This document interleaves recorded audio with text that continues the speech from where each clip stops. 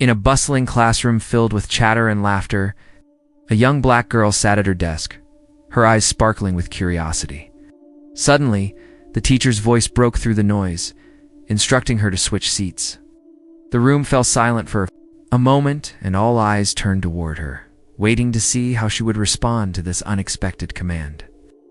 The flight crew comes to a sudden halt, their expressions shifting as they hear her last name echo through the cabin. In an instant, the flight attendant's expression shifts, her professional demeanor giving way to a look of sheer astonishment, as if time itself had paused for a brief moment. As the clipboard slips from her grasp, it tumbles to the floor of the Boeing 737, scattering the passenger manifest across the aisle carpet like fallen leaves in a gust of wind. In the quiet of the cabin, an 11-year-old black girl named Zora sits perfectly still, her chin raised ever so slightly. Little does she know, the simple answer she just gave has sent a shockwave rippling through the air around her. Yes, she stood. There, the white businessman who had insisted she be ejected from first class suddenly fell silent, his words trailing off into the air. As the aircraft soared through the clouds, the chief flight attendant, Marion Delaney, a seasoned veteran, with 3 decades of experience, felt a surge of urgency. With trembling fingers, she grasped the intercom phone, her heart racing. "Captain, we need you in the cabin immediately," she communicated, her voice a mere whisper against the backdrop of the engine's steady roar. "It's about the seating. Issue in first class," she murmurs, her gaze fixed intently on the child's face. "Sir, the passenger's last name is Rockefeller," came the report, the name hanging in the air like a whispered secret. Zora Alina Rockefeller. In the cabin, a silence envelops everything, so deep and still that the gentle hum of the air circulation system resonates like a roaring thunder in the quietude. 3 rows back, an elderly woman lets out a sharp gasp, her surprise echoing through the air. Once, there was a businessman who had just moments before been adamantly declaring that this child could never belong in seat 2. A tug nervously at his collar, his fingers fidgeting as he felt the weight of the moment settle around him. As Zora gently opens her book, a well-worn copy of To Kill a Mockingbird, she appears completely unaware of the adults who stand frozen in place around her, caught in their own world. To grasp the journey that led us to this moment, where an unremarkable Tuesday flight from Philadelphia to Chicago transformed into a pivotal clash that would alter the fates of all those present. We must rewind to the very beginning, just 2 hours prior at Philadelphia International Airport. A heartbroken father faced a harrowing choice that would ignite a series of remarkable occurrences. As you witness this tale unfold before your eyes, be sure to subscribe now, ensuring you won't miss the next chapter in this remarkable true story. Amidst the early hours of a Tuesday morning, the Philadelphia International Airport thrums with a lively energy, a symphony of movement and sound that captures the essence of travel. In the bustling expanse of Terminal F, the air buzzes with energy. Business travelers, their coffee cups held tightly, weave through the throngs, while families corral their eager children, their laughter mingling with the sounds of the terminal. Airline staff, like seasoned navigators, glide through the sea of humanity, orchestrating the flow with a skill honed by experience. In their midst strides Dr. Marcus Rockefeller, his visage etched with the burdens of sleepless nights and the gravity of impossible choices. 58. Marcus walks through life with a dignified presence, embodying the respect he has earned over the years. His hair, a mix of salt and pepper, was closely cropped, and his charcoal suit was impeccably tailored, though it hung slightly looser than it had 6 months prior, a silent testament to the loss of his beloved wife, Eleonora, to cancer. As he navigates the bustling terminal with his daughter, Zora, his hand finds its place on her shoulder, a gesture that speaks of guidance and the quiet strength he draws from her side. "Do you have your book?" he inquires, his deep voice resonating with the polished rhythm of his New England boarding school upbringing, even as his heritage connects him to the rich history of Philadelphia's West Side. Zora gently strokes the worn leather of her vintage satchel, a cherished gift from her mother, bestowed upon her on her 10th birthday, just a year ago. "Indeed, Father. There lay my journal, filled with thoughts and dreams alongside the vibrant colored pencils that danced with creativity. And there was the sandwich you made, a simple yet cherished reminder of your care. Marcus offers a smile, though it fails to illuminate the weariness that lingers in his tired eyes. Once upon a time, there was a good girl. As you prepare for your journey, keep in mind that I will be right there, just a step behind you on the next flight.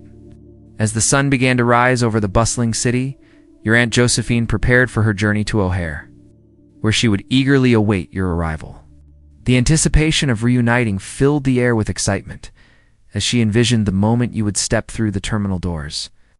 He remained silent about the reason for his delay, a crucial meeting with his oncologist weighing heavily on his mind, a conversation he feels unprepared to have with his daughter. It was not the right moment, not yet. The voice of the gate agent cuts through the bustling sounds of the terminal, capturing attention amidst the chaos.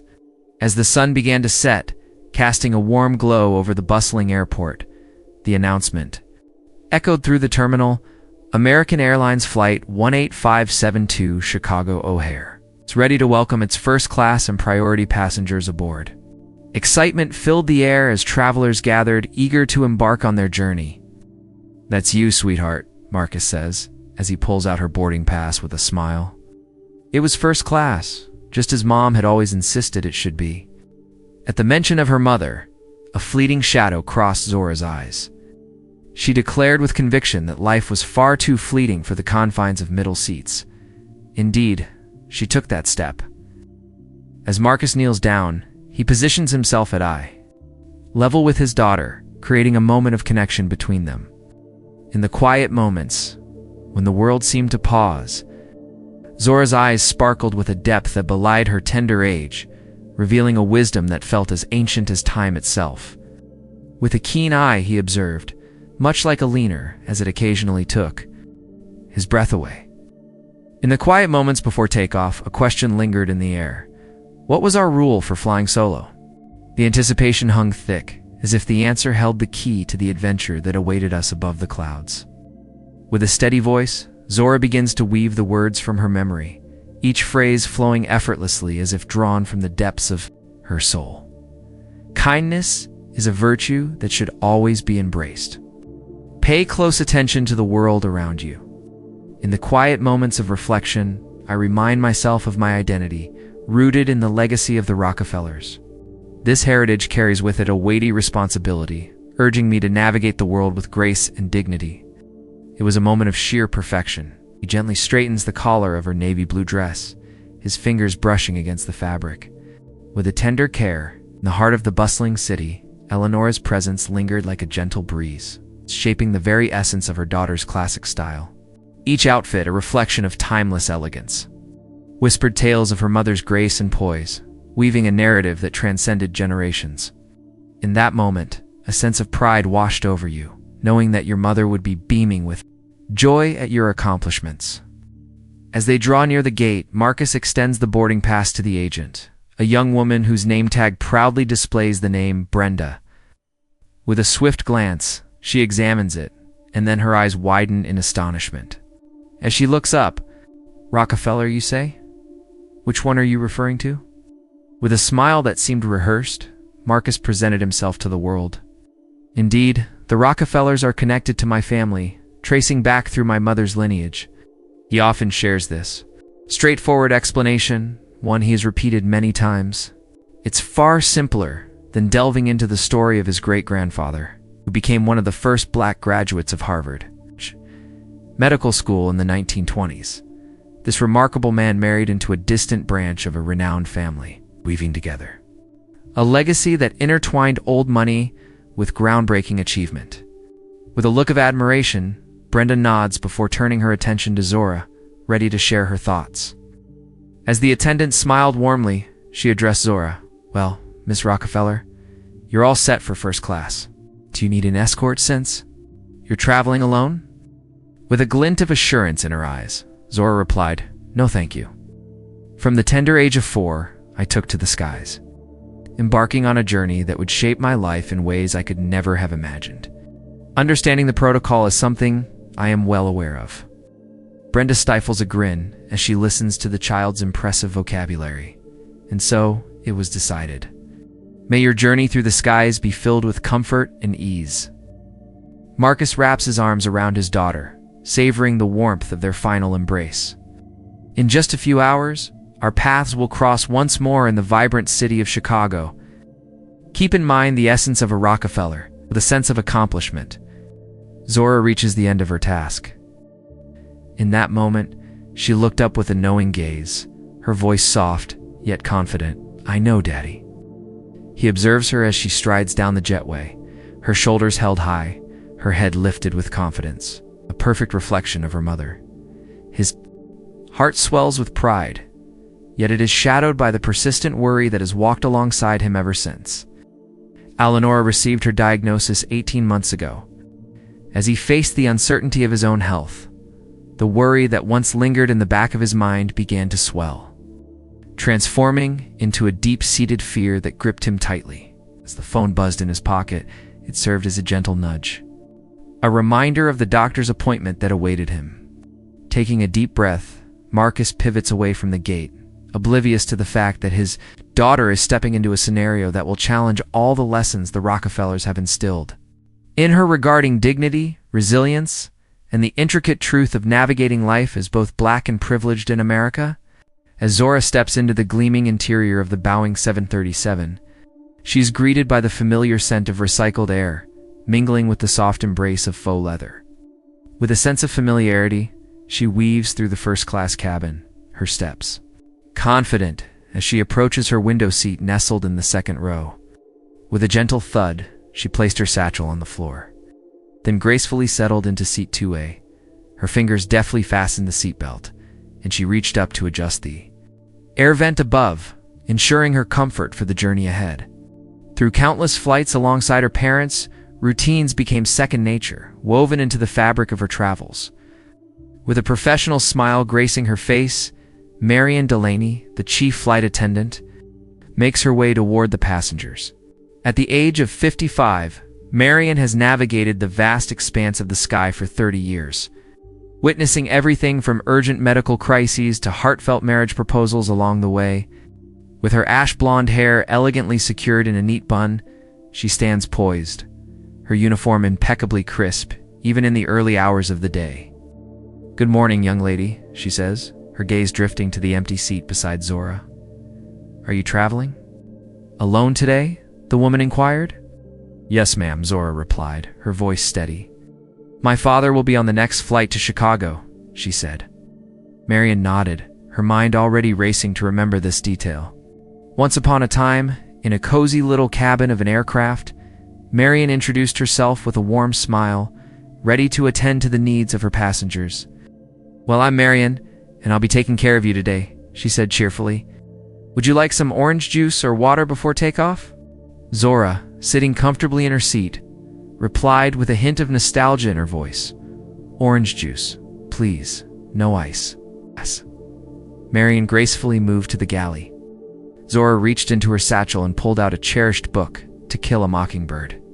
This book, once beloved by her mother, held a special place in her heart. Though some passages still posed a challenge, the familiar words wrapped around her like a warm embrace. She gently traced the inscription on the inside cover, which read, "To my Zora, may you always find the courage to stand for what's right." In that moment, Zora felt a connection to her past, a reminder of the strength and values instilled in her by her mother. "All my love, Mom." The first-class cabin gradually fills. A silver-haired couple takes the seats across the aisle, offering Zora friendly smiles. Behind her, two middle-aged women discuss a pharmaceutical conference in Chicago. The atmosphere is calm, orderly, until Harrison Whitfield boards the plane. Harrison strides down the aisle with the confidence of a man who flies first class weekly. At 42, he's at the peak of his career as a senior investment banker, fact evident in his tailored suit, Italian leather briefcase, and the barely concealed impatience in his expression as he waits for an elderly passenger to store her bag in the overhead bin. Checking his boarding pass, Harrison approaches row 2, already reaching for his AirPods. He stops abruptly when he sees Zora in the window seat. His eyes flick to the seat number, then to his boarding pass, confirming he has the aisle seat. Beside her, "Good morning," Zora says politely, glancing up from her book. Harrison gives a distracted nod, stowing his briefcase and settling into 2B. He pulls out his phone, sending a final email before flight mode becomes mandatory. As he types, he occasionally glances sideways at Zora, a frown gradually forming between his brows. When Marion returns with Zora's orange juice, Harrison signals her with a discreet gesture. "Excuse me," he says in a lowered voice. "I think there might be a seating mix-up." Marion raises an eyebrow, "Sir." Harrison leans closer, lowering his voice further. "Is there another seat available in first class? Perhaps there's been a mistake with the ER unaccompanied minor placement." Zora, though appearing absorbed in her book, catches every word. It's not the first time she's encountered this particular assumption that her presence in first class must be an error. Marion's professional mask remains firmly in place. There's no mistake. All passengers are in their assigned seats. "I see," Harrison replies, his tone suggesting he sees nothing of the sort. "It's just unusual to have a child traveling alone in first class. I have important work to complete during this flight, and I'd prefer a more suitable seating arrangement." Marion's smile tightens almost imperceptibly. "I'm afraid we're fully booked today, sir. Perhaps you'd like to use our noise-canceling headphones." As she walks away, Harrison shifts uncomfortably in his seat, casting another glance at Zora. Continues reading, her expression neutral, though a subtle tension has crept into her small shoulders. Remaining passengers board, the cabin doors close, and the standard safety demonstration begins. Through it all, Zora feels Harrison's growing agitation beside her. When the plane begins to taxi, he finally speaks directly to her. "Schoolfield trip?" he asks, his tone suggesting this must be her first time in first class. Zora places her bookmark carefully between pages. "No, sir. I'm visiting my aunt in Chicago, and your parents let you fly first class by yourself. That's generous." The word carries a hint of judgment. "My mother always said life's too short for middle seats," Zora replies, echoing her earlier words to her father. Something about saying it aloud makes her throat tight. She swallows hard and returns to her book. Harrison falls silent, but as the plane accelerates down the runway, his discomfort seems to grow. Once they reach cruising altitude and the seatbelt sign dims, he signals for Marion again. "Excuse me," he says when she approaches. "I need to speak with the purser or the head flight attendant." Marion's smile remains unwavering. "I am the chief flight attendant, sir. How can I help you?" Harrison lowers his voice to what he believes is a whisper, though in the confined space of the cabin, his words carry clearly. "I've paid over $800 for this seat, and I need to work during this flight. I don't think it's appropriate to have an unaccompanied minor in first class. Surely there must be some policy about this." Marion's expression cools several degrees. "All of our passengers have paid for their seats, and our policies regarding unaccompanied minors are quite clear. This young lady is permitted to fly in any cabin class for which a ticket has been purchased." Zora keeps her eyes fixed on her book, though she hasn't turned a page since the conversation began. Around them, other first-class passengers are starting to take notice of the discussion. Harrison's voice rises slightly. "This is ridiculous. I'm a platinum executive member. I fly this route every week. Can I at least see the passenger manifest to confirm she's supposed to be here?" The silver-haired woman across the aisle leans forward. "Young man," she says, her voice carrying the gentle lilt of the South. "Is there a problem with having this child seated near you? She seems perfectly well behaved to me."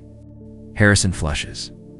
"This isn't about behavior, ma'am. It's about appropriate placement. Surely you understand that first class isn't typically what?" The woman's husband interjects, his bushy eyebrows drawing together. The tension in the cabin has shifted palpably. What began as one man's complaint has now drawn the attention of nearly everyone in first class.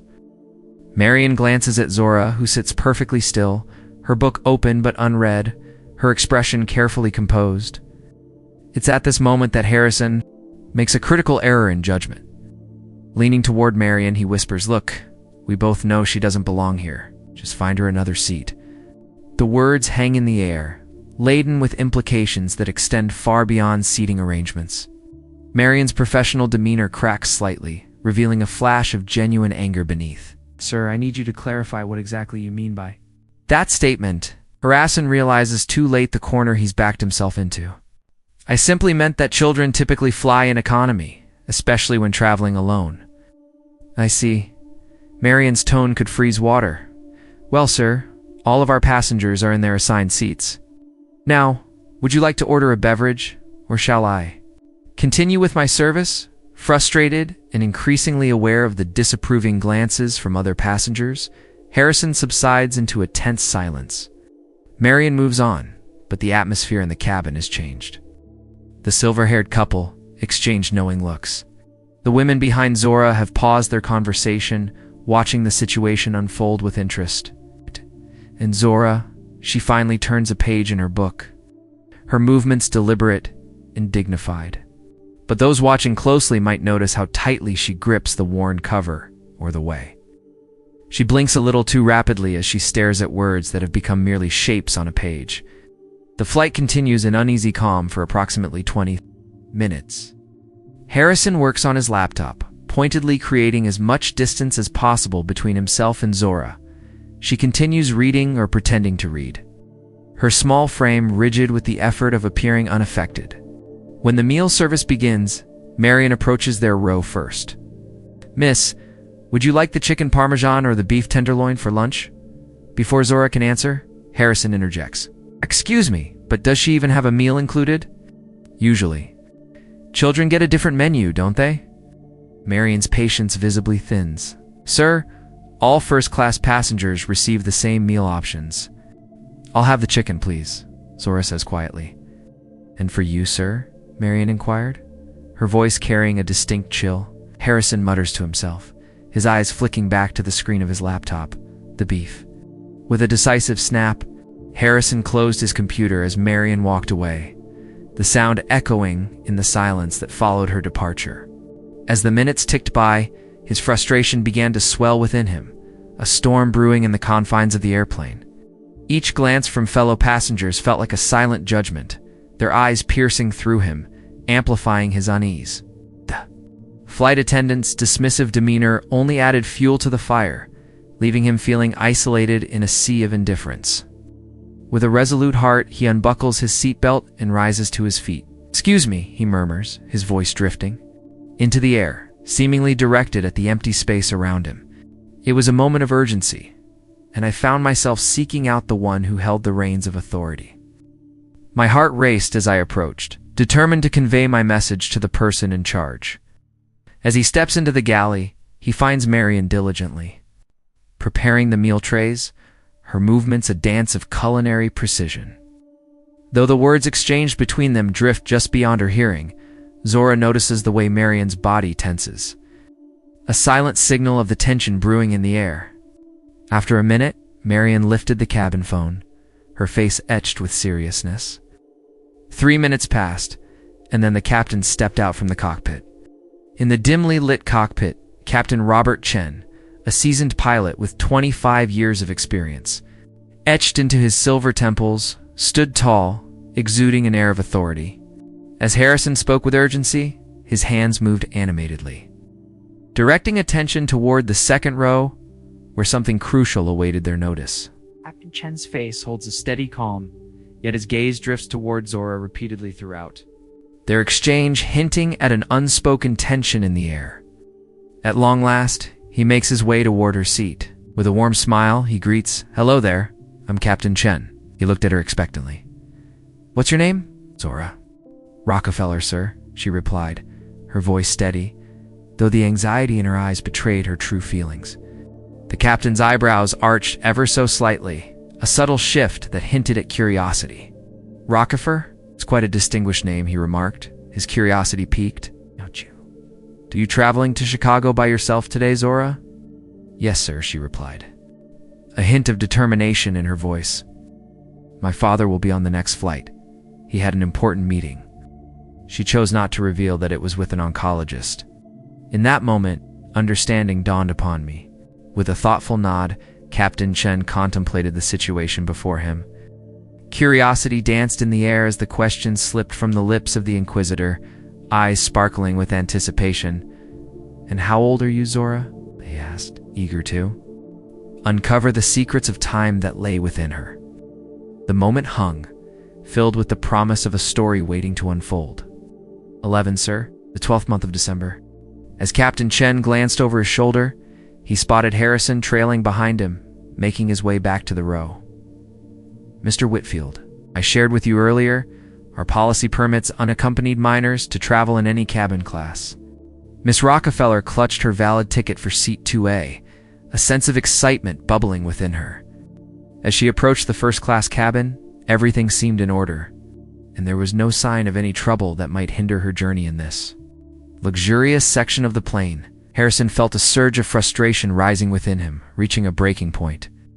In that moment, a wave of disbelief washed over them. The situation had reached a point that could only be described as unacceptable. For the past 15 years, I have remained a steadfast customer, unwavering in my loyalty. In the midst of a bustling day, I found myself immersed in preparations for a crucial meeting that loomed ahead. The current setup leaves much to be desired. For a fruitful journey through the skies, surely there had to be another soul among the crowd, someone ready to trade their seat for a chance at something different. Once more, the silver-haired woman across the aisle raises her voice. "Young man, I struggle to understand how this child's presence is hindering your ability to work." In the stillness of her presence, she exuded a calm demeanor, always maintaining a sense of decorum. "Mrs. Abernathy," Captain Chen says gently, his voice a soothing balm in the tense air. "Allow me to take care of this." He glanced over his shoulder at Harrison. Dr. Whitfield found himself in a predicament as he scanned the first-class cabin. Every seat was taken, filled with passengers settled into their journeys, and the thought of asking someone to give up their spot felt like an insurmountable challenge. As the flight attendant approached, a sense of urgency filled the air. "If you're unable to work in your assigned seat," she began, her voice steady yet reassuring, "we can check for availability in economy. However, I must caution you. Today, we're flying at nearly full capacity." The words hung in the air, a reminder of the bustling journey ahead. Harrison felt the heat rise to his cheeks, a deep crimson hue spreading across his face. In the midst of the bustling economy, Captain Chen maintained his composure as he addressed the matter. "I paid for first class," he stated, just as Miss Rockefeller's family did. For several tense seconds, the standoff hangs in the air, thick with anticipation, until Harrison, in a moment of uncertainty, makes another crucial misstep. "This is ridiculous," he exclaimed, his voice echoing through the room. He felt a surge of curiosity as he approached her, eager to catch a glimpse of the boarding pass that held the promise of adventure. There was a lingering doubt in the air, a question that needed answering. "I want proof that she's supposed to be in first class," he declared, his voice steady, yet filled with determination. The search for clarity had begun, and he was resolute in his quest for the truth. In the quiet of the cabin, a soft murmur of disapproval began to weave its way through the air, creating an atmosphere thick with tension. Captain Chen's expression takes on a steely resolve. "Mr. Whitfield, it is not our practice to request the boarding passes of other passengers after they have taken their seats." "Well, perhaps it's time for you to take the first step," Harrison replies with a hint of challenge in his voice. There was an unsettling feeling in the air, a sense that all was not as it should be. Gaze upon her and take in the sight of this cabin. In a world where everything seemed to fit perfectly, there was a peculiar object that stood out, whispering secrets of its own. It was clear that one of these things didn't belong, casting a shadow of curiosity among the others. As the last echoes of laughter faded away, the cabin was enveloped in an unexpected stillness. A weighty implication lingers in the atmosphere, casting a shadow over the moment. When Captain Chen speaks, his voice carries a quiet strength, resonating. With a calm authority that commands attention, Mr. Whitfield found himself at the center of attention. The weight of authority in the air. "I need you to return to your seat immediately," the voice commanded, a hint of urgency lacing the words. "Or we will have to take further action." Tension hung thick, a moment suspended in time, as all eyes turned to him, awaiting his next move. Harrison firmly holds his position, unwavering and resolute. With a determined look in their eyes, they took a deep breath and said, "I would like to speak to your supervisor." The urgency in their voice was unmistakable, a clear demand. For resolution that could no longer be postponed, they stood firm, ready to confront the situation head-on, determined to see it resolved without delay. As Robert stood by the entrance, he noticed Marion making her way towards him, clipboard in hand, the passenger manifests neatly organized and ready for review. With a thoughtful gaze, she turned her attention to Zora, as if to offer a guiding light through the murky waters of uncertainty. "Miss, could you please share your full name with us for the record?" Zora straightens her posture, her chin rising subtly in a movement that echoes her father's own demeanor. Zora leaned in, her voice steady and clear as she spoke, "Rockefeller." As Marion flipped through the pages of the manifest, her eyes scanned the names, searching for the one that would reveal the next chapter of her journey. And in that instant, the world shifts, marking the beginning of a new chapter. She reaches for the clipboard. It unexpectedly slips from her fingers, crashing to the floor with a sharp clatter. The aisle lay strewn with scattered papers, each one telling a silent story of its own. "Captain," she whispers, her voice almost lost, in the steady thrum of the engines surrounding them. The call echoed through the air, urgent and clear. They needed you in the cabin without delay. Once upon a time there arose a matter concerning the seating arrangements in the illustrious first class. With unwavering focus, her gaze remains fixed on the child's face as she softly murmurs, "Sir, the passenger's last name is Rockefeller. Zora Rockefeller." In the cabin, silence envelops everything, so deep and still that the gentle whoosh of the air circulation system resonates like a mighty roar in contrast. From 3 rows back, a sharp gasp escapes the lips of an elderly woman, Harrison, who, just moments before, had been adamantly declaring that this child could never belong in seat 2A. Now finds himself tugging nervously at his collar. As the dust settled and the chaos began to fade, it was Captain Chen who emerged from the fray. Rising to his feet with a determined resolve, "Miss Rockefeller," he says, a new note of deference weaving through his voice. "We humbly ask for your forgiveness for this interruption. As you prepare for your journey, rest assured that every detail has been considered to guarantee your comfort in the skies." With a gentle motion, Zora reopens her cherished book, a well-loved edition of To Kill a Mockingbird. As if the world of adults surrounding her has come to a standstill, leaving her untouched by their stillness. Yet deep within her, her heart races caught in a whirlwind of embarrassment, anger, and a poignant sense of understanding. It was a truth that lingered in the air, a quiet injustice that echoed in the hearts of many. She stood there, a figure of determination, knowing deep down that her worth was not defined by the legacy of a famous last name. It was a struggle for acceptance, a yearning for recognition that transcended lineage. In a world where names often held more weight than character, she longed for the day when belief in her belonging would come not from heritage, but from the strength of her own spirit. With a flurry of movement, Marion bends down to collect the scattered papers, her cheeks burning with a deep shade of embarrassment. Harrison stands frozen, a chill running down his spine as he realizes that the tables have dramatically turned. The other passengers watch with expressions ranging from shock to vindication, especially the silver-haired Abernathy's who sat across the aisle. With a commanding presence, Captain Chen pivots towards Harrison, his voice a low murmur, yet laced with an undeniable authority. Mr. Whitfield found himself at the center of attention as the teacher's voice rang out, urging him to return to his seat. The classroom buzzed with whispers, all eyes on him as he slowly made his way back, the weight of the moment hanging in the air. Lunch will be served shortly, so gather around as the delicious aromas fill the air, promising a delightful meal ahead. Harrison settles into second base. The confidence he once displayed now completely vanished. As he stood there, the weight of recent events began to settle in, slowly revealing the profound implications of what had just unfolded.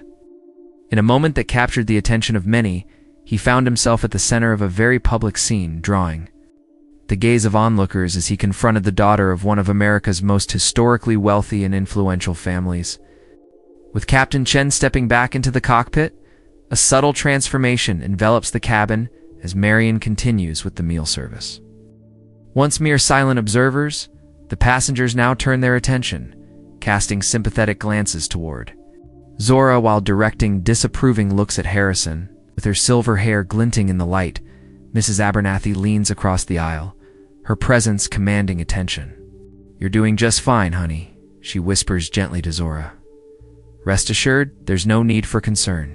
Zora returned a small smile, yet her mind wandered to thoughts of her father. What thoughts would cross his mind about the events that had just unfolded? What actions would her mother have taken in this situation? In an instant, the Rockefeller name enveloped her, shifting her status from an unwelcome intruder to a figure of importance. Yet, as the transformation settled in, the weight of that name grew heavier than she could have ever imagined.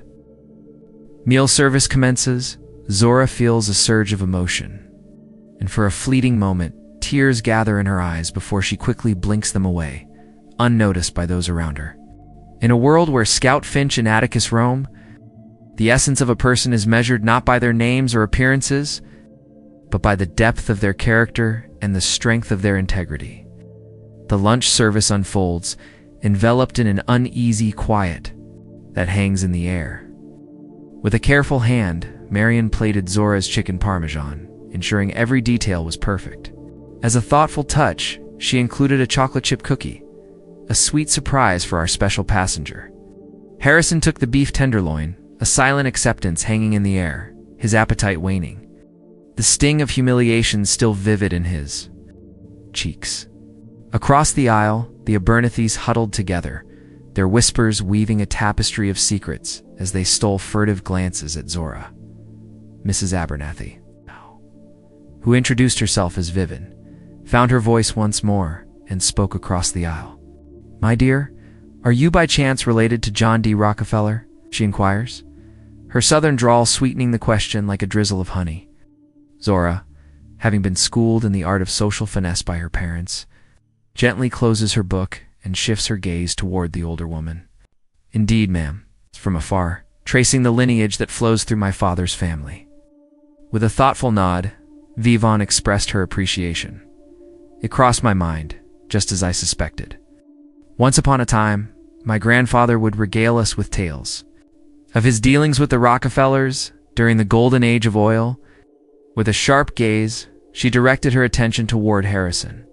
He often remarked that the essence of a person's character revealed itself in the way they treated others when they believed it was inconsequential. With a determined glare, Harrison drives his fork into the beef, the force of his effort betraying the intensity of his focus on the plate before him. As Zora caught the woman's eye, she felt the warmth of her intent. A small smile crept onto her lips, a silent acknowledgement of the support being offered. "There was a time when my mother would share words that echoed a sentiment much like this. Privilege was like an invisible backpack," she said, her voice steady and thoughtful. "You might not notice you're wearing it, but you should be mindful of how much easier it makes your journey." Vivian's eyes widened slightly, a flicker of understanding crossing her face at the depth of the response. "Your mother sounds like a wise woman." "She was," Zora replies, the weight of the past lingering in the air between them. In the gentle light of dawn, Vivan's kind eyes held a depth of understanding that spoke volumes. "My heart aches with regret." "My dear," for a fleeting instant, Zora's meticulously crafted facade begins to falter. As she gazes at her half-eaten meal, her eyes flutter with a sense of uncertainty.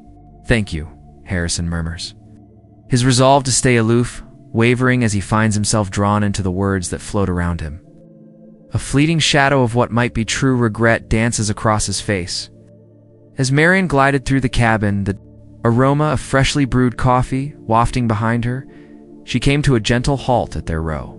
"Is everything to your satisfaction, Miss Rockefeller?" The question hung in the air, and with a practiced ease, Zora responded, "Yes, thank you." Marion hesitates, her heart heavy with the desire to reconcile for the earlier incident. "Should you desire something unique, anything at all, feel free to reach out without hesitation." Zora couldn't help but notice the irony that hung in the air around her. Just an hour earlier, the flight attendant had displayed a demeanor of professional courtesy, yet it remained strictly within the bounds of formality. In that moment, the enchantment of the Rockefeller name wove its spell, reshaping her into a devoted servant filled with anticipation. Throughout her young life, Zora has been a keen observer of a dynamic world unfolding around her. With just a whisper of her family name, doors effortlessly swing open, revealing opportunities and connections that seem to beckon her forward. In a world where indifference often reigns, there comes a moment when the gaze of adults shifts. A black child, once overlooked, suddenly captures their attention, as if a light has been turned on, illuminating her worth in their eyes. Actually, Zora declares, a sense of resolve washing over her as she makes her choice. "Excuse me, may I have a moment with Captain Chen when he's free?" Marian inquires, her voice steady despite the flutter of nerves. "I have a question. About aviation." She blinks in surprise, taken aback by her own boldness. "Of course, I'll let him know once we finish the service," Marian said, her voice steady as she continued on her way. It was then that Harrison, who had been quietly observing, finally found his voice and broke the silence that had lingered between them.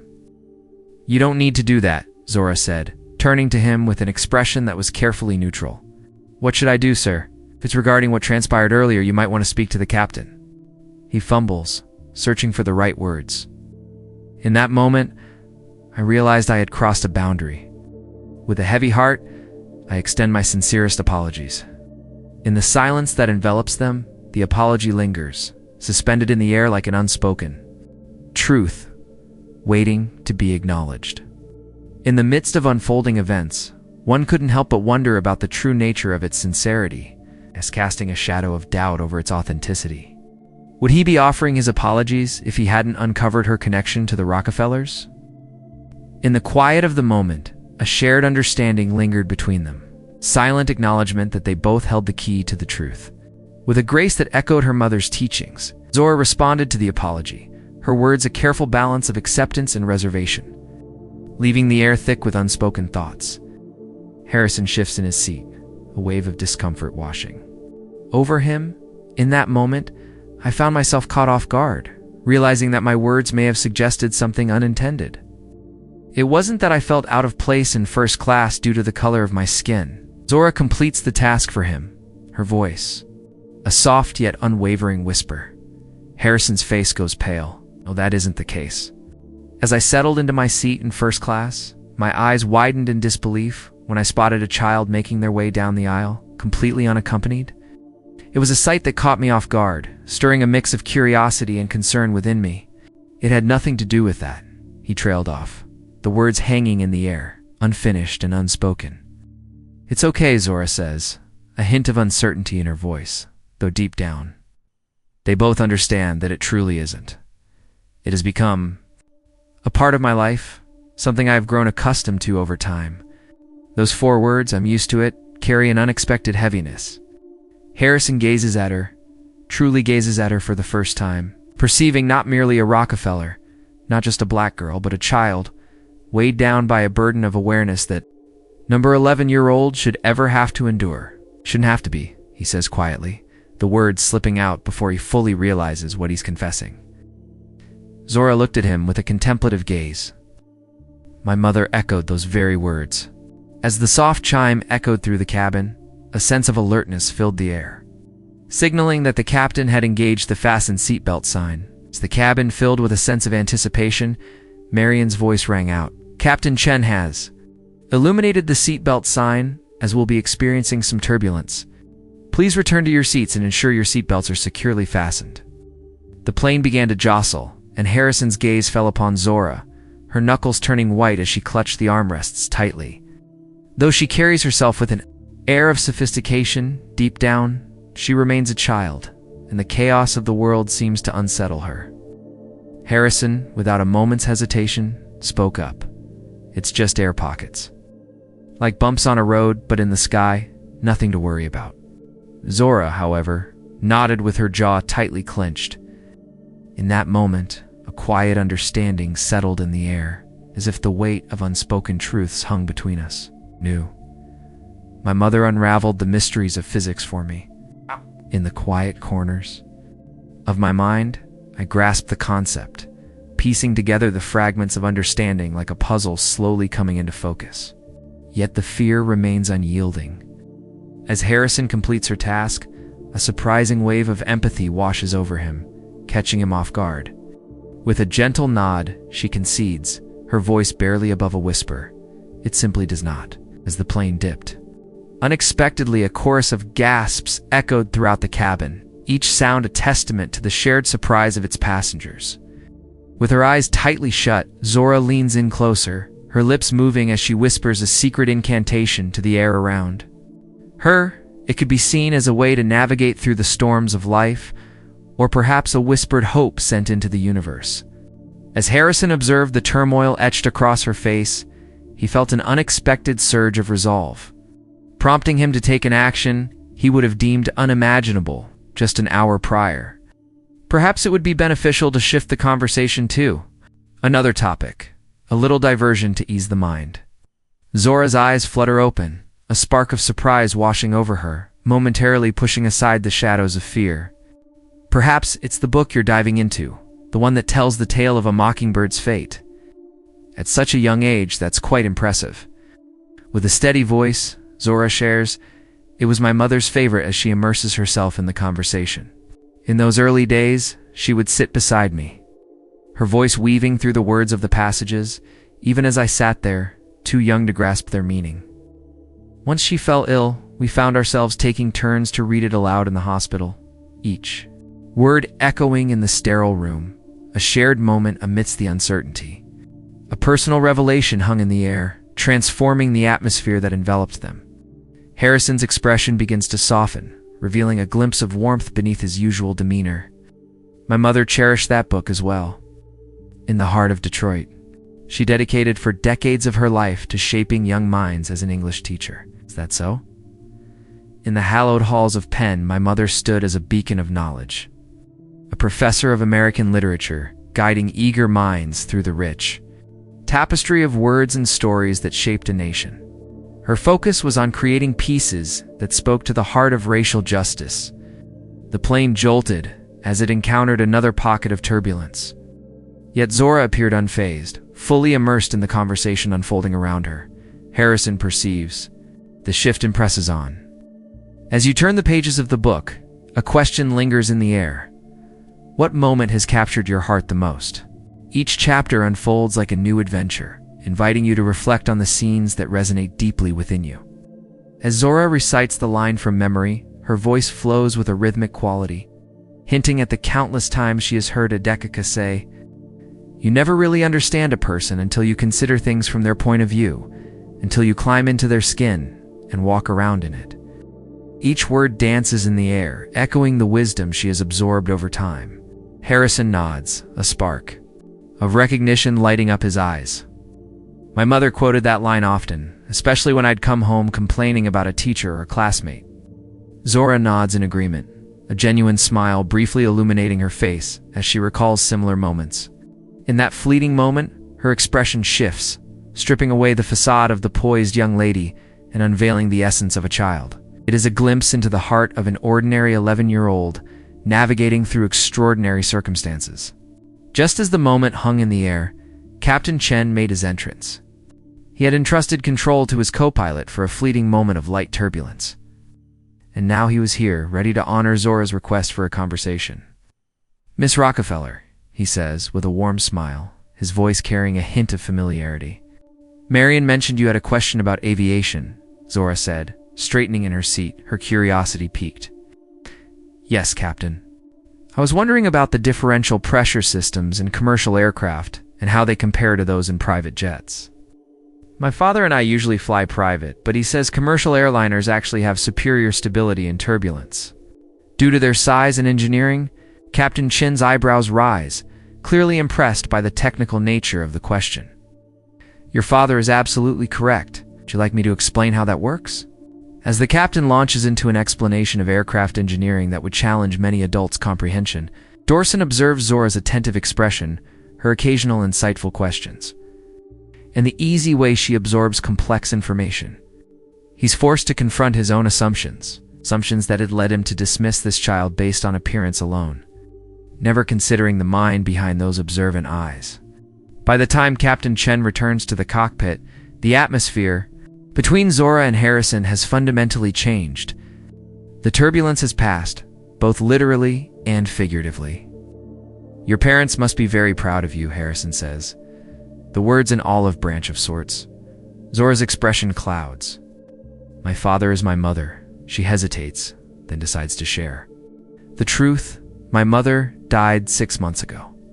"Cancer?" Harrison's face falls, a shadow crossing his features. "I'm very sorry to hear that, truly." Zora's voice carries a weight, a response honed by months of receiving condolences. Harrison pauses, the air thick with shared sorrow, before he speaks. "I lost my father when I was 13. Cancer. 2. It's not something anyone should have to go through, especially not as a kid." In that moment, a bond forms between them, woven from the threads of their shared grief. Zora looks at him, her gaze sharpened by newfound curiosity. "Does it ever stop hurting?" she asks, her usual composure slipping away, revealing the vulnerable child within. Harrison takes a moment, allowing her question to settle in the space between them. "No," he finally replies, "but it changes. The sharp pain becomes something you carry with you. Sometimes it's heavy, sometimes lighter. My mother says grief is just love with nowhere to go." Zora listens, absorbing his words, nodding slowly as understanding washes over her. "That makes sense," she murmurs, and after a brief pause, she adds, "My dad has cancer now, too." And so it was clear why he was absent from this flight. He had a doctor's appointment he didn't want me to know about, but I found the appointment card in his wallet when he asked me to get his credit card last week. The revelation hangs between them, weighty and raw. Harrison finds himself speechless, confronted with the reality that this composed, intelligent child might soon face even more loss. "I'm sorry," he says finally, knowing the inadequacy of the words. That's incredibly difficult." Zora shrugs with forced casualness. "It's why I'm going to my aunt's in Chicago. Dad thinks I don't know, but they're discussing treatment options, and whether I should stay with her if he needs to be hospitalized." Harrison struggles to reconcile the poised child before him with the magnitude of what she's facing. "You seem to be handling it with remarkable strength." "I'm a Rockefeller," Zora says, echoing her father's words from earlier that morning. "We conduct ourselves with dignity." But beneath the family motto, her voice trembles slightly. Her conversation is interrupted by the captain's announcement that they're beginning their descent into Chicago.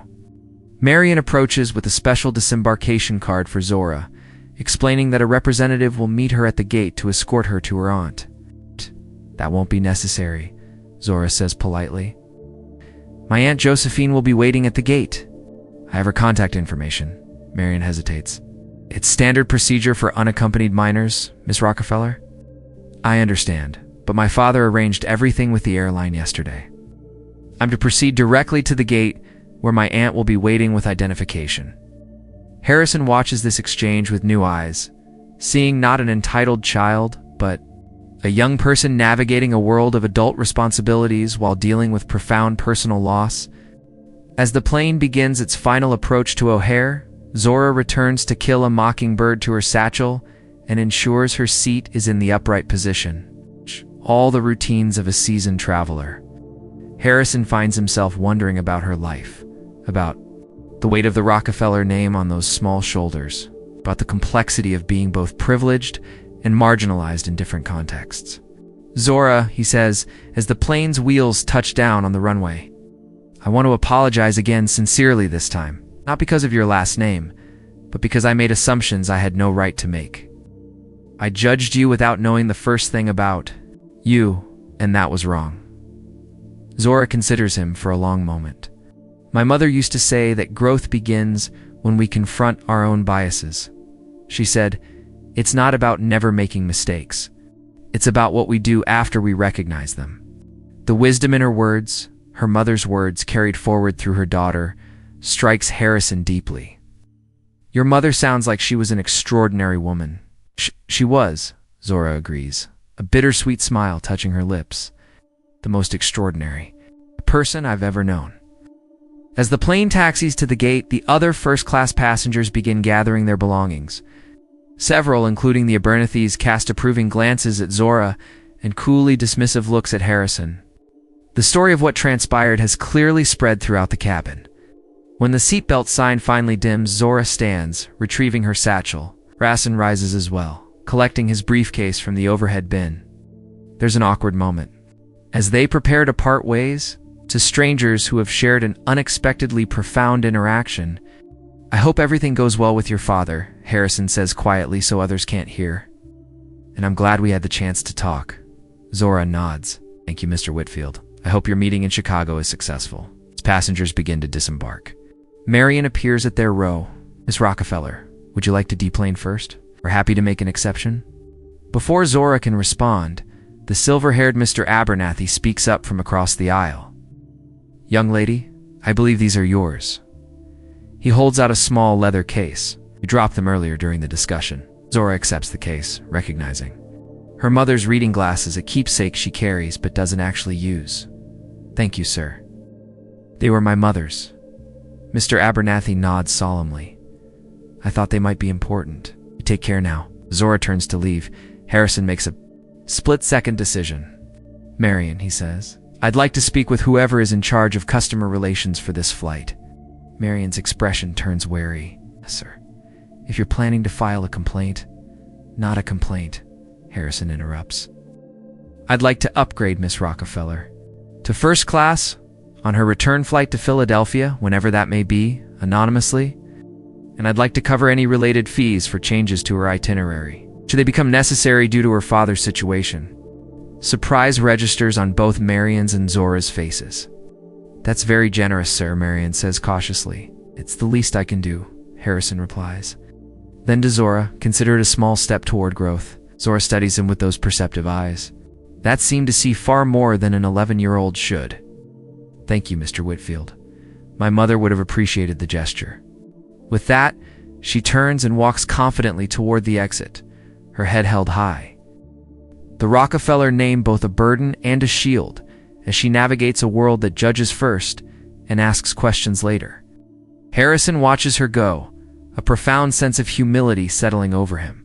In the span of a 2-hour flight, his worldview has been challenged by an 11-year-old girl who embodies grace under pressure in ways he's still learning to achieve at 42, as he finally exits the plane. Nodding goodbye to the flight crew, Harrison realizes that the important meeting he was so concerned about preparing for during the flight now seems somehow less significant. Something more valuable than business strategies occupies his thoughts. Lessons about assumptions, privilege, and the courage it takes to face profound loss with dignity. And somewhere in O'Hare's crowded terminal, Zora Rockefeller reunites with her aunt, carrying with her not just the legacy of a famous name, but the wisdom of a mother whose teachings continue to touch lives even after she's gone. If you've been moved by this story about hidden struggles, privilege, and the power of human connection, please take a moment to subscribe and share where you're watching from in the comments. Every subscription helps us bring more meaningful stories like Zora's to light. Chicago's where International Airport pulses with midday activity as passengers from American Airlines Flight 1857 disperse into the terminal. Zora moves against the human current, her eyes scanning the waiting area for her aunt. The weight of the morning's event sits heavily on her small shoulders, competing with her worry about her father and the grief that never truly leaves. Aunt Josephine stands near a coffee kiosk, elegant as always, in a tailored pantsuit. Her braided updo showing subtle threads of silver among the black. At 53, she carries herself with the same dignified bearing as her brother Marcus. A family trait that transcends genetics, instilled through generations of Rockefellers who navigated America's complex racial landscape, while carrying the weight of both privilege and prejudice. When she spots Zora, Josephine's reserved expression melts into a warm smile. She opens her arms and Zora walks into them, allowing herself a moment of childlike vulnerability that she'd suppressed throughout the flight. "There's my brilliant niece," Josephine says, her voice carrying the same cultured tones as her brother's, though with a warmer cadence. "How was the flight, sweetheart?" Zora pulls back, composing herself. "It was educational, Auntie Jo." Something in her tone causes Josephine to study her more carefully. "Educational?" That sounds like a story worth hearing. Later, Zora says, glancing around the busy terminal, "Is Dad's doctor appointment over?" "Has?" he called. A flicker of concern crosses Josephine's face. "How did you? Never mind. Your father's appointment ran long, but he called just before your plane landed. He'll fill us in when he arrives tonight." She doesn't mention that Marcus had sounded strained, his voice carrying the weight of news he wasn't ready to share. As they collect Zora's small roller suitcase from baggage claim and head toward the parking garage, Josephine senses her niece's tension. "Want to talk about what made the flight educational?" Zora hesitates, then relates the events in the measured, precise language that sometimes makes adults forget she's only 11. She describes Harrison Whitfield's initial discomfort, his escalating complaints, and the dramatic moment when her last name changed everything. Josephine listens without interruption, her expression growing increasingly troubled. When Zora finishes, they've reached Josephine's sleek Audi in the parking structure. "So you're saying this man's entire attitude changed once he heard Rockefeller?" Josephine asks, pressing the key fob to unlock the doors. "Like flipping a switch," Zora confirms, climbing into the passenger seat. "Even the flight attendants treated me differently afterward. Captain came out specially to talk to me." Josephine slides behind the wheel, but doesn't immediately start the engine. Instead, she turns to face her niece. "And how did that make you feel?" Simple question breaks through Zora's composed exterior. Her lower lip trembles slightly before she masters it. "It's like I only matter when they know who my family is. Like being black is only acceptable if you're also rich and important." Aunt and niece linked arm in arm. The future stretches before them, uncertain in many ways. But facing it together with the strength of those who have learned to navigate to worlds while remaining true to themselves, Harrison Whitfield stares unseeingly at the PowerPoint presentation, illuminating the darkened conference room. Around him, executives from Meridian Financial Group discuss quarterly projections and market analyses. Their voices a distant drone beneath the persistent echo of a young girl's words in his mind. "I'm used to it." Those 4 words have lodged themselves in his consciousness, a splinter he can't extract. While his colleagues debate investment strategies, Harrison finds himself mentally replaying the scene on the plane, seeing his own behavior. Through new eyes, the memory brings a flush of shame to his cheeks, visible even in the dimly lit room. "Adizen, your thoughts on the proposal?" The question from Meridian CEO Patricia Walton jolts him back to the present. He clears his throat, quickly scanning the data on screen. "The numbers support your approach, but I'd suggest a more aggressive timeline. Market indicators point to potential volatility in Q3.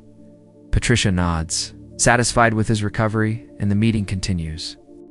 Harrison forces himself to engage, pushing aside the morning's events to focus on the work that has defined his life for the past 20 years. Yet, even as he presents his analysis, part of his mind remains on Flight 1857 and the unexpected lesson. Delivered by an 11-year-old Rockefeller. 2 hours later, the meeting concludes successfully. Harrison has secured Meridian's business, a significant win for his firm. Colleagues offer congratulations as they file out, but the victory feels strangely hollow. He lingers in the now empty conference room, gathering his materials with uncharacteristic slowness. Patricia Walton returns, having seen the last of her team out. In her early 60s, with steel gray hair and a classic bob, and a reputation for incisive decision-making. She's built Meridian from a regional player into a national financial powerhouse. "That was good work today, Harrison," she says, closing the door behind her. Though I sense you were somewhat distracted, Harrison considers deflecting. "But opts for honesty, you're right. I apologize for that." Patricia studies him with a penetrating gaze that has unnerved countless negotiators across boardroom tables. "I've worked with you for nearly a decade. You're never distracted. What's going on?" Perhaps it's the genuine concern in her voice. Perhaps the weight of the morning's revelation has become too heavy to carry alone. But Harrison finds himself recounting the incident on the plane. His initial discomfort, his escalating complaints, the shocking revelation of Zora's identity, and their subsequent conversation. Patricia listens without interruption, her expression unreadable. When he finishes, she remains silent for a long moment. She finally says, My granddaughter's about that girl's age. At the age of 11, she found herself navigating the vibrant tapestry of her mixed heritage. My son married a wonderful woman from Jamaica. She pauses. She came home from school last month asking why a classmate told her she talks white. Harrison shifts uncomfortably. What did you tell her? There exists no concept of speaking in a manner that is defined as white or black. Could it be that intelligence and articulation are gifts that belong to all of us? Patricia sighed. But then I had to explain why some people think otherwise.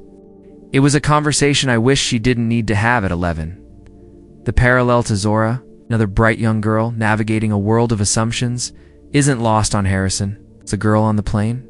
Zora, she said she was used to it, used to being judged. 2. Having to prove she belongs in spaces like first class? Patricia nods. My granddaughter's getting used to it too. And that's what breaks my heart. She gathers her portfolio, preparing to leave. You know, Harrison, recognizing our biases is uncomfortable, but it's necessary. What matters is what you do now. I offered to upgrade her return flight, Harrison says, aware, even as the words leave his mouth, how inadequate the gesture seems. That's a start, Patricia acknowledges. But perhaps there's more you could do. Something that addresses the root issue rather than just easing your conscience. She leaves him with that thought, closing the door quietly behind her. Harrison sits alone in the conference room, Patricia's words settling alongside Zora's and his mind. What more could he do? What would address the root issue? His phone buzzes with a calendar reminder. Dinner with his mother, Alina Whitfield, at her home in Chicago's Gold Coast neighborhood. Harrison checks his watch. Is just enough time to return to his hotel change and make it there by 7. Across town, Zora and Josephine wander through the Art Institute's galleries, pausing before Archibald Millet's vibrant depictions of black life in 1920s Chicago. Zora studies nightlife with particular interest, absorbing the rich colors and dynamic composition. Mom always said Emily captured joy as an act of resistance, she comments. Creating art that showed black people just living their lives, having fun, being human, at a time when much of America didn't want to see them that way. Josephine smiles, impressed, as always, by her niece's depth of understanding. Your mother had a gift for making complex ideas accessible. It's what made her such an extraordinary teacher. They move on to a new exhibition exploring the intersection of art and social justice, as they examine a powerful installation addressing racial bias in American institutions. Josephine observes Zora's intense focus. What are you thinking, sweetheart? Zora doesn't immediately answer, her eyes still on the artwork. Thinking about Mr. Whitfield from the plane, about how he couldn't see me until he heard my last name.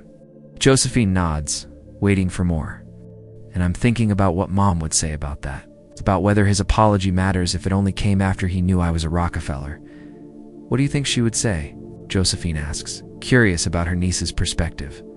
Zora considers this carefully. I think she would say that growth has to start somewhere. That his recognition of his mistake matters, even if it came for the wrong reasons at first. She pauses. But I also think she'd say that one apology doesn't fix the bigger problem. The bigger problem being that some people still look at black kids and automatically think we don't belong in certain spaces. Zora's voice is matter-of-fact. Without self-pity, we have to constantly prove ourselves worthy of being there. Josephine feels a surge of pride mingled with sadness. Sadness that she needs such awareness at her age. Your mother would be so proud of the young woman you're becoming.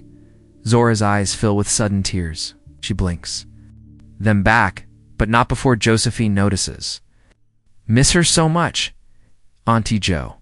Especially now with Dad sick, Josephine said, wrapping an arm around her niece's shoulders. I know, sweetie. Miss her too, she said, her voice softening as she hesitated. After a moment, she continued gently. Your father will be here tonight. I believe he has a few matters he wishes to talk to you about, Zora said, her nod, accompanied by an expression that hinted at her readiness for challenging revelations. I'm aware of the cancer. I discovered his appointment card, I said. Josephine chuckled softly in response. Of course you did, she remarked. You've always had a knack for noticing things, haven't you? Much like your mother, they navigate the exhibition with a serene quietness, each absorbed in their own reflections about the night that lies ahead. As the moment to depart draws near, Zora's eyes catch a glimpse of a flyer fluttering in the right breeze. It announces an upcoming lecture series, intriguingly titled Art as Witness, Visualizing Social Justice.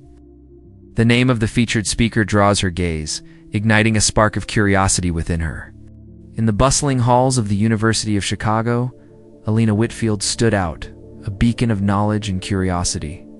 Her path often crossed with that of Professor Amarita, a figure of wisdom and inspiration whose lectures captivated the minds of many. Together, they navigated the intricate world of academia, each contributing their unique perspectives to the vibrant tapestry of learning that defined their institution.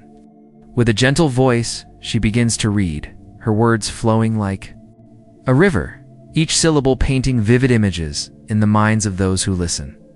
As Whitfield sat there, much like the man on the plane, Josephine found herself studying the flyer with keen interest. It might be a name that many have heard before. Zora gazes intently at the photograph, her mind wandering through the memories it holds. In her 70s, she stood with an elegance that captivated all who crossed her path.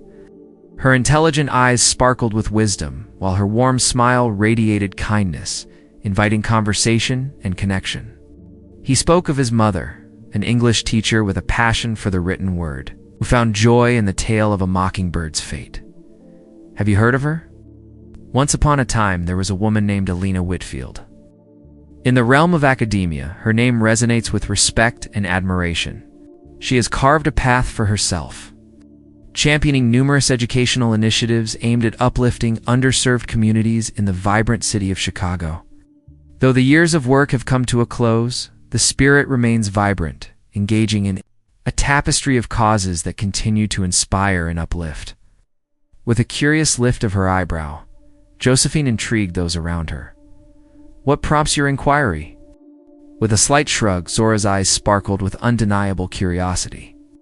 It made me ponder if that was the origin of his first name. Harrison, reminiscent of Atticus's first name in the tale. Josephine blinked, taken aback by the unexpected connection. That had just revealed itself to her? Perhaps you hold the truth in your words. It would indeed be a remarkable twist of fate. Stepping out of the museum and into the warm embrace of the late afternoon sun, Zora felt her mind racing. She began to weave together the threads of new information about Harrison Whitfield, a man whose unsettling behavior had troubled her deeply.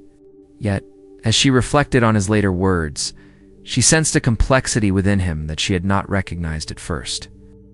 As the sun dipped below the horizon, casting a warm glow over the city, Harrison made his way to his mother's elegant townhouse, its charm standing out amidst the bustling streets. Alina Whitfield welcomed him with a warm embrace, her slender frame radiating energy that belied her 73 years. Within the walls of her home lies a tapestry woven from years of academic triumphs and a deep-seated love for culture each corner, whispering stories of her journey through knowledge and appreciation. In a room where walls stood tall, they were adorned with bookcases that held countless stories. African art graced the space, mingling with framed photographs that captured moments of family and the faces of former students, each telling a tale of its own. As they gathered around the table, the aroma of her famous roast chicken filled the air, accompanied by the savory scent of rosemary potatoes, creating a warm and inviting atmosphere for the evening. Harrison, usually so full of words and laughter, now sits in an unusual silence, a stillness that feels foreign to him. Alina, having navigated the challenges of single motherhood since the day her husband passed, could read her son like a book. The signs were unmistakable, and she could not turn a blind eye to them. She notices the weight on his shoulders as she pours more water into his glass, a silent acknowledgement of the unease that lingers in the air. Could it be the Meridian account? It seemed to me that everything was unfolding perfectly. Harrison reassures her that the account is perfectly fine. Today marked the moment when we sealed the deal. Curiosity hung in the air, and the question lingered, waiting for an answer. Then what is it? They asked, their voice filled with anticipation. As you sit there, your plate remains mostly untouched, and the usual chatter about work is conspicuously absent from your lips. It's a stark contrast to the way you usually engage, leaving an air of curiosity hanging between us. Harrison placed his fork on the table, his eyes locking with his mother's worried expression. Today, I found myself in a situation that left me feeling less than proud. A moment arose that caused me to reflect on some beliefs I had unknowingly held for quite some time. Elena's expression begins to soften, revealing a glimpse of warmth beneath her usual demeanor. Share your thoughts with me. Once again, Harrison finds himself sharing the story of the incident on the plane, the events. Replaying in his mind like a vivid film, the narrative unfolds with a sense of vulnerability, revealing a deeper self-critique. It delves into the moments of initial discomfort and the lingering shame that followed, painting a poignant picture of his experience. As he speaks, Zora's name, a flicker of surprise, dances across Rockefeller Elena's face. Her eyebrows arching ever so slightly, yet she remained silent, allowing the moment to linger.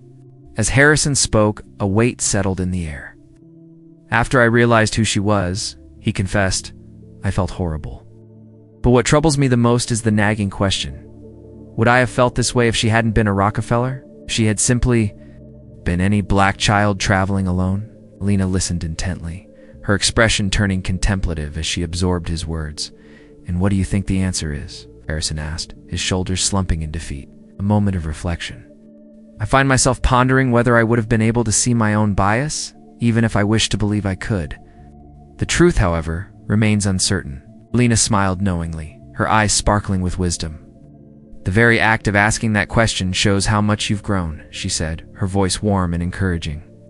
Throughout the journey of life, countless individuals traverse their paths without ever pausing to reflect on the beliefs they hold dear. As she spoke, her words danced in the air. A quote from To Kill a Mockingbird slipping from her lips like a cherished secret, weaving a connection between us that felt both profound and timeless.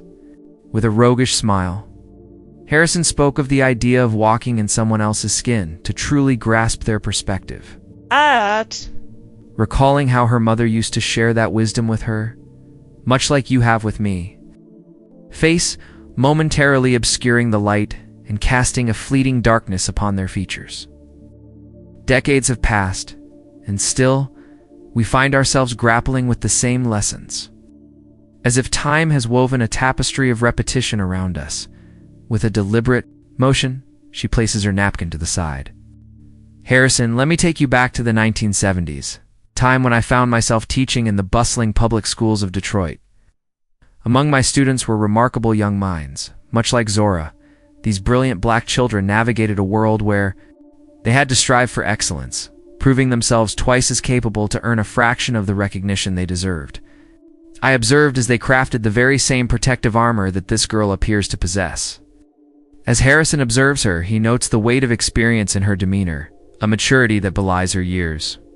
This is particularly evident when she speaks of her mother's passing and her father's struggles with illness, revealing a depth of sorrow that seems to age her beyond her time. Elena's expression begins to soften, revealing a glimpse of warmth beneath her usual demeanor. In the shadows of life, there exists a formidable foe known as cancer. It weaves its way through the fabric of existence, challenging the strength and resilience of those it touches. Each story unfolds with a unique struggle, a battle fought with courage and hope. As individuals confront the unknown and seek to reclaim their lives amidst the turmoil, once, you spoke of that unfortunate child. For a brief moment, silence enveloped her, as if she were lost in the echoes of her past. Memories of her husband's struggle with the disease surfaced, intertwining with the bittersweet recollection of how it had hastened her young son's journey into adulthood. What will you do next, Harrison? What are you trying to say? What ways do you think this experience will transform you? Will it be a fleeting ache that eventually diminishes, or will you permit it to reshape something essential in the way you navigate through life? In the air, a question lingered, heavy with unspoken meaning, creating a palpable tension between them. As Harrison reflects on the day, he recalls the challenge faced by Patricia Walton, who had bravely tackled the core of the problem instead of merely soothing her own guilt. He confesses, uncertainty lacing his voice. In my journey, I found success by honing in on results, embracing the power of numbers. and seeking out measurable outcomes that tell a story of achievement. It felt distinct, almost elusive in nature. Alina extends her arm across the table, gently placing her hand over his. Though different, it may hold greater significance as time unfolds. She comes to a halt, her thoughts swirling in the silence. Once upon a time, an exciting opportunity arose for me to share my passion and knowledge. Next month, I found myself preparing to give a lecture series at the esteemed Art Institute, a place where creativity and inspiration flourished. Art stands as a witness, bringing to life the essence of social justice through vivid imagery. It is possible that you could join us. Perhaps it could provide a different viewpoint. Harrison nods in agreement, yet deep down, a flicker of uncertainty lingers. He wonders if a mere lecture series can truly quell the unease that Zora Rockefeller has stirred within him through the winding paths of life. His mother's wisdom has been a steadfast beacon, illuminating the way as he navigated countless challenges. Maybe this will be of assistance with this one as well, as the last bites of dinner are savored and the evening draws to a close. Harrison rises to take his leave with Alina accompanying him to the door. "There's one more thing," she says, her expression grave. "If you truly want to make amends, don't just offer to upgrade her ticket. Find a way to validate her humanity, not her last name." With those words resonating in his mind, Harrison steps out into the Chicago evening, the path forward still unclear, but the necessity of taking it increasingly apparent. Back at Josephine's brownstone, Zora waits anxiously for her father's arrival. She's changed into her favorite dress, navy blue with white piping, the one her mother had bought for her last birthday. Mrs. Carter has prepared a special dinner, and the dining room table is set with Josephine's best china. All efforts to create, normally, around what everyone knows will be a difficult conversation. When the doorbell finally rings at 8:15 p.m., Zora restrains herself from running to answer it. Instead, she sits perfectly still in the living room, hands folded in her lap, the posture of composure her father has always valued. Marcus Rockefeller enters with Josephine, his tall frame slightly stooped with fatigue, his complexion a shade grayer than when Zora had seen him that morning. But his smile at the sight of his daughter is genuine, lighting his tired eyes. "There's my girl," he says, opening his arms. Zora's composure crumbles. She rushes to him, burying her face against his chest, inhaling the familiar scent of his cologne, Daddy. Marcus holds her close, one hand cradling the back of her head. For a moment, they remain locked in embrace, father and daughter drawing strength from each other's presence. Josephine and Mrs. Carter discreetly withdraw to the kitchen, giving them privacy for this reunion. When they finally separate, Marcus studies his daughter's face. "Your aunt tells me you had quite an eventful flight." Zora nods, searching his expression for signs of his doctor's verdict. "It was fine, just a misunderstanding." Marcus leads her to the sofa, sitting beside her with his arms still around her shoulders. "Oh, Sho says it was more than that. That a passenger objected to your presence in first class until he heard our name." "It doesn't matter," Zora insists, more concerned about her father's health than past slights. "Dad, how was your appointment?" Sigh, recognizing the deflection, but also acknowledging the need to address the more pressing issue. Zora: "You know, I've always been honest with you. Your mother and I agreed never to shield you from difficult truths, even when other parents might." Zora nods, her heart pounding. "I know the cancer has spread to my lymph nodes. It's stage 3. The words land with the weight of concrete, though they confirm what Zora has suspected for weeks. The hushed phone calls, the increasing fatigue, the carefully hidden winces of pain. "What happens now?" she asks, her voice small but steady. Marcus squeezes her shoulder. "Aggressive treatment starting next week. Chemotherapy, possibly surgery, depending on how the tumors respond." "Like Mom," Zora whispers. Marcus closes his eyes briefly at the comparison. "Similar protocol, yes, but different. Type of cancer, different prognosis." The doctors are cautiously optimistic. Zora absorbs this, processing the clinical details to avoid drowning in the emotional implications. "Will I stay with Aunt Jo while you're in treatment? It's one of the things we need to discuss," Marcus confirms. "Jo has graciously offered to have you stay here during the most intensive treatment periods. You'd attend the laboratory school at the University of Chicago. They have an excellent program, and Joe can arrange emergency admission given the circumstances. Zora nods, her mind working through the practical considerations, a defense mechanism against the fear threatening to overwhelm her. What about school in Philadelphia and the house in Pixel? Pixel being her beloved cat. We'll arrange for your coursework to transfer. Mrs. Delaney next door has already offered to care for Pixel and check on the house. Oh. Marcus tilts her chin. Up gently. This is temporary, Zora. A few months while we get through the worst of it. Unspoken is the memory of similar reassurances about Eleonora's treatment. Reassurances that had ultimately proven hollow as temporary arrangements became permanent adjustments to life without her. I understand, Zora says, her voice stronger than she feels. Marcus studies his daughter, pride mixing with concern. Oh. So much like your mother, facing difficulties head-on, thinking of practical solutions. He hesitates. But Eleonora would also want you to acknowledge your feelings, not just power through them. Tears well in Zora's eyes, but she blinks them back. I'm scared, she admits, but I'm also a Rockefeller. We face challenges with dignity, right? Marcus pulls her close again. Yes, but being a Rockefeller also means having the strength to be vulnerable. When necessary, to ask for help, to lean on family. He kisses the top of her head. Your mother taught me that. Shh. It took me 40 years to learn it, but she was right as usual. They sit together in comfortable silence until Josephine gently announces that dinner is ready. Throughout the meal, the adults maintain a carefully balanced conversation, acknowledging the seriousness of Marcus's diagnosis, while emphasizing the positive aspects of the treatment plan.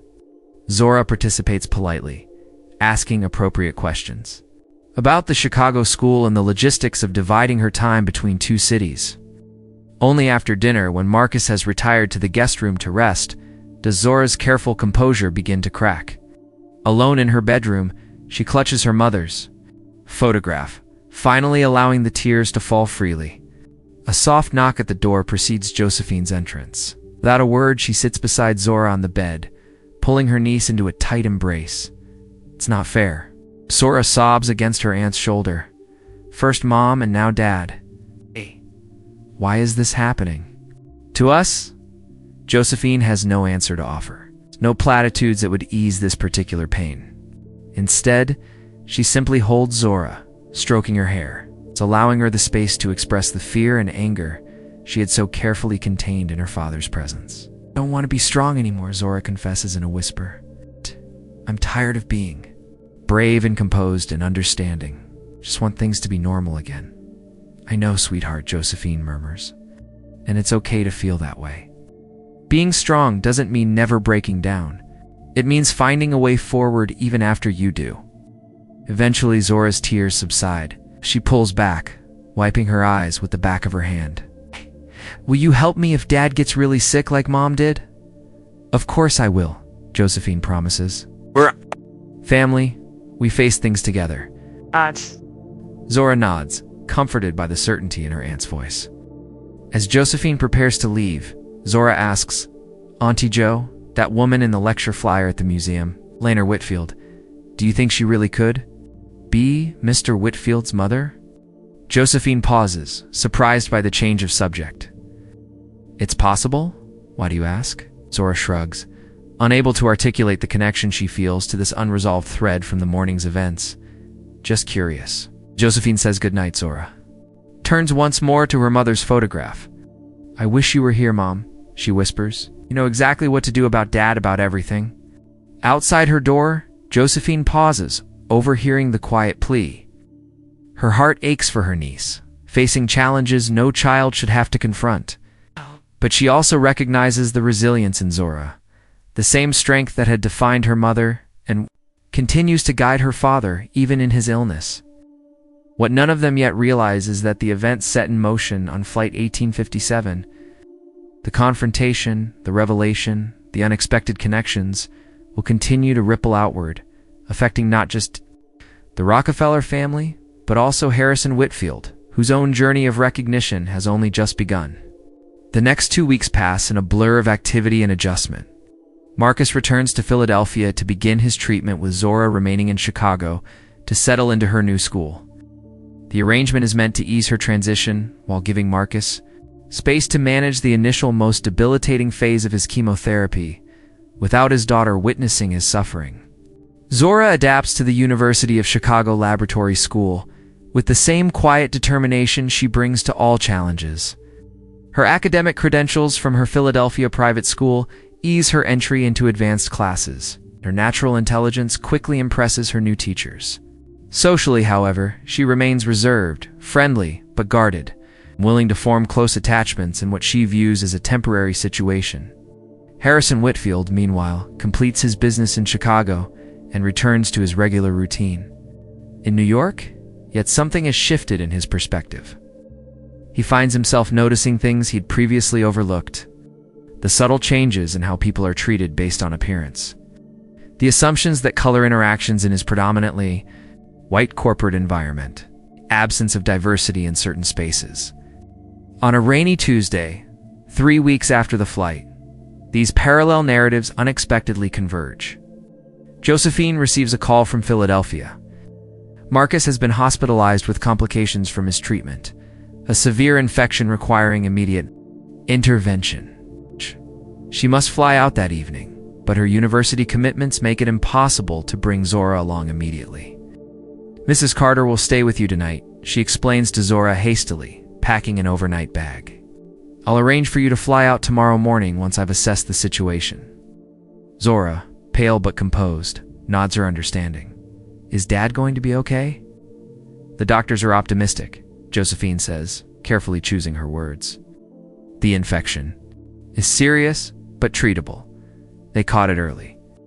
What she doesn't say is that in cancer patients undergoing chemotherapy, even treatable infections can quickly become life-threatening.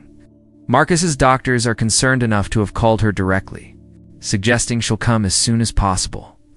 "I want to come with you now," Zora insists, sensing the gravity beneath her aunt's measured tone. "Sweetheart, there are no direct flights available tonight. The earliest I could get you there would be tomorrow morning anyway." Josephine kneels to meet Zora's eyes. "I promise I'll call as soon as I see him, and we'll get you on the first flight tomorrow." Reluctantly, Zora agrees. As Josephine rushes to finish packing, she makes calls to arrange Zora's travel, only to discover that a major conference in Philadelphia has filled most flights from Chicago. The only available first-class seat, as Marcus would insist upon, is on the 10 a.m. American Airlines flight. "It's booked," Josephine tells Zora, hanging up the phone. "You'll be on the same flight you took here just 3 weeks later. Mrs. Carter will take you to the airport." Zora nods, her thoughts already in Philadelphia with her father. After Josephine leaves for her own flight, the house feels eerily quiet despite Mrs. Carter's comforting presence. Unable to concentrate on homework or books, Zora finds herself drawn to the computer in Josephine's study. Opening a browser window, she types Alina Whitfield, University of Chicago. The search results confirm her suspicions. Alina Whitfield is indeed a prominent educator and activist, her biography listing a son named Harrison who works in finance in New York. Further searching reveals articles about Harrison Whitfield's rise through the financial industry. His reputation as a tough but fair negotiator, his charitable work with several educational foundations. One particular article catches Zora's attention. A profile in Chicago Business Monthly, featuring a photograph of Harrison with his mother at a fundraising gala for inner-city educational initiatives. The caption reads, "Harrison Whitfield credits his mother, Dr. Alina Whitfield, with instilling in him the value of education as a pathway to opportunity." Zora studies the photograph, reconciling this image of a philanthropic businessman with the man who had so objected to her presence in first class. "People contain multitudes," her mother used to say. "No one is all good or all bad. We're complex beings shaped by our experiences and choices." The next morning dawns gray and drizzly. Mrs. Carter drives Zora to O'Hare, maintaining a steady stream of reassuring conversation that does little to ease the knot of anxiety in the girl's stomach. Her father's condition, according to Josephine's late-night call, has stabilized but remains serious. At the airport, Zora moves through security with practiced ease. Her small, rolling suitcase and leather satchel, her only luggage. As she approaches the gate for Flight 1857, the same flight, number she notes with mild surprise, she scans the waiting area out of habit and freezes. Sitting alone, engrossed in reading something on his tablet, is Harrison Whitfield. Zora considers her options. The waiting area is large enough that she could easily find a seat far from him, avoiding any interaction. That would certainly be the simplest choice. Yet something curiosity, perhaps, or her mother's voice in her head encouraging. Understanding over avoidance propels her forward. "Mr. Whitfield," she says, stopping before him. Harrison looks up, his expression shifting from confusion to shock as he recognizes her. Zora Rockefeller. "Yes, sir." She gestures to the empty seat beside him. "May." "Of course," he says quickly, moving his briefcase to make room.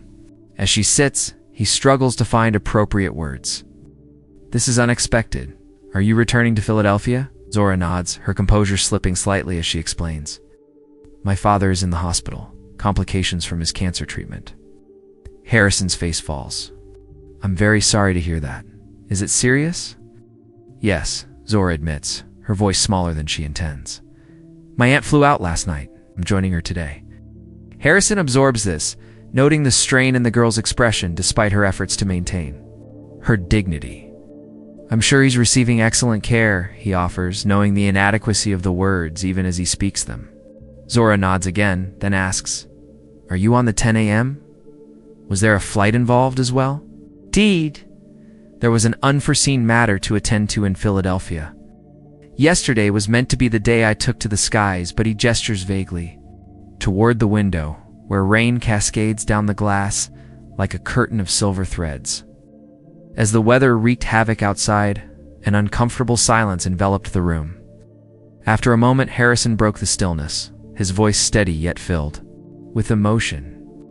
"I want to thank you," he said, glancing at Zora. She turned to him, her expression one of surprise. "For what?" she asked, curiosity piqued. "For opening my eyes, I suppose." He sets his tablet aside, turning to face her fully. "Our conversation on the flight here, it stayed with me. Made me think about things I hadn't considered before." "What kind of things?" Zora asks, genuinely curious. Harrison considers how to explain complex realizations to an 11-year-old, then remembers. This is no ordinary child. About assumptions, about privilege, both the kind that comes with a name like yours and the kind that comes with looking like me. About how differently we experience the same spaces.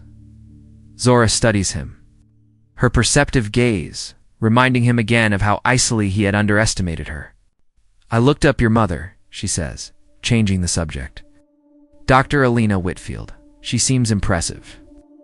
Harrison blinked, taken aback by the unexpected remark and the sudden change in topic. "She is.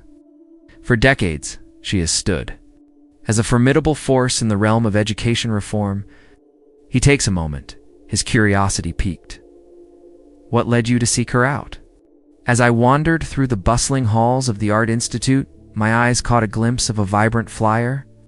It announced an intriguing lecture series titled Art as Witness, promising to explore the profound intersection of visual expression and social justice.